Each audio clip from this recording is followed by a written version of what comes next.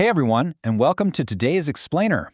We are going on a literal tour of your astrological neighborhood. Seriously, we're going to use some amazing insights derived from an article by Sunil Bagal to decode a part of your birth chart that you experience every single day, whether you realize it or not. We're talking about the third house. I want to start by just putting this directly to you.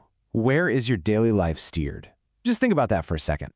I'm talking about your morning commute, that endless stream of emails you have to answer, the casual chats you have with your siblings, or even just that neighbor you always bump into at the coffee shop, right? This isn't the grand, sweeping destiny stuff. This is the literal rhythm of your actual boots-on-the-ground Tuesday. Where does all of that energy live in your astrological chart? Okay, let's dive right into this. Historically, the third house carries this incredibly ancient and honestly kind of mysterious title. It was traditionally known as the place of the goddess. Now, what's so fascinating is the contrast here. You've got this highly mystical, divine title, but it actually represents the absolute most mundane, busy energy of your life. It is literally the house of the short trip, the school run, running errands, and just constant everyday motion. Now, to ground us a bit astrologically, the third house is what's known as a cadent house. What does that mean? Well, it literally falls away from the angle of the fourth house. In astrology, cadent houses are basically your problem-solving areas. They require actual energy and effort to manage. This right here is the foundation of your mental activity. It's the lens through which you process all that immediate, incidental information swirling around you every single day. So here is our roadmap for the explainer. Number 1, welcome to the neighborhood. 2, planets in the third house. 3, the empty third house. And 4, zodiacs and Vedic views. Section 1. Welcome to the neighborhood. Understanding the third house. Think of the third house metaphorically as your immediate physical environment. While the first house is all about you and your core self, the third house focuses entirely on everything around you. Siblings, neighbors, your daily routines.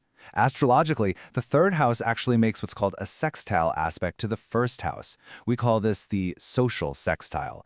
It's a highly supportive, super friendly connection, which is exactly why the third house is the place of sweet companions, incidental encounters, and the people who are just like a brother or sister to you. Section 2. Planets in the third house. Who is living in your neighborhood?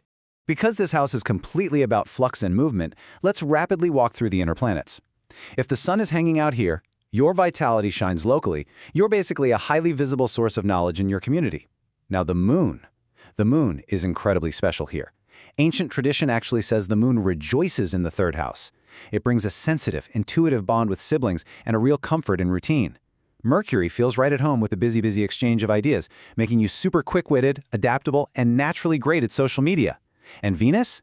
Venus brings absolute harmony to your daily walk, blessing you with sweet companions and really pleasant, graceful communication. But what about the heavier hitters? Let's contrast those inner planets with the outer energies. Mars, that brings serious metabolic heat, drive, decisive action, and yeah, maybe a bit of a debate with your siblings, but it also gives you the absolute courage to advocate for your community. Jupiter's the planet of expansion, bringing pure abundance. Your daily commute might literally feel lucky, filled with local adventures and this deep, lifelong love for learning. And then you have Saturn. Saturn brings discipline. It points to a serious, resilient nature, building incredible long-game patience in highly structured daily routines. Section 3. The empty third house. The silent neighborhood. Okay, let's drop the pace for a second and just ground ourselves. You might look at your chart, see nothing in this house, and panic. Does an empty third house mean you literally have no voice?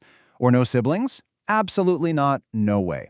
Having an empty house is extremely common. It doesn't mean a lack of communication or connection at all. It simply means we just need to look elsewhere in your chart for guidance. So let's walk through exactly how you find your daily god step by step. Step 1, note the empty third house in your chart. Step 2, look right at the edge or the cusp of that house and find which zodiac sign sits there. Step 3, locate that sign's ruling planet anywhere else in your chart.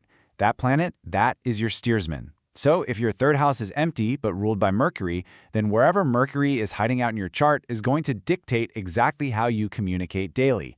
Your steersman connects your mundane, everyday world to other incredibly vital, dynamic areas of your life.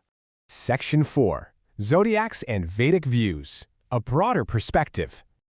To give you an idea of how deep this goes, let's look at Vedic astrology, where the third house is known as Parakram Bhava. While Western astrology focuses really heavily on siblings and communication, the Vedic perspective introduces this highly intriguing focus on effort, courage, and personal initiative. It's the house of determination. It's the house of media. It's not just how you talk, it's the sheer grit and courage you use to actually push your ideas out into your local environment. And finally, the specific zodiac sign sitting on your third house totally changes the literal flavor of your everyday speech. Let's fire through some of these real quick. Gemini, you are wildly curious and adaptable. Scorpio, your communication is intense, probing, and very private. Leo brings this bold, confident, expressive roar to your neighborhood. Capricorn makes your daily chats highly practical and wonderfully disciplined. Aquarius injects this original, progressive, out-of-the-box thinking. Pisces adds a layer of beautiful intuition and deep emotional resonance. And Libra creates a perfectly diplomatic and beautifully balanced expression in absolutely everything you write and say. The third house is the essential bridge between your inner self and your immediate world. It's literally your regularly scheduled programming. So I want to leave you with this final provocative thought. Now that you know the planetary guests or the hidden steersmen guiding your daily routines, how will you find the magic in your mundane and everyday divinity in the familiar? Take a close look at your chart, look at your neighborhood, and start decoding. Thanks so much for joining me on this explainer. Keep learning, and I'll catch you next time.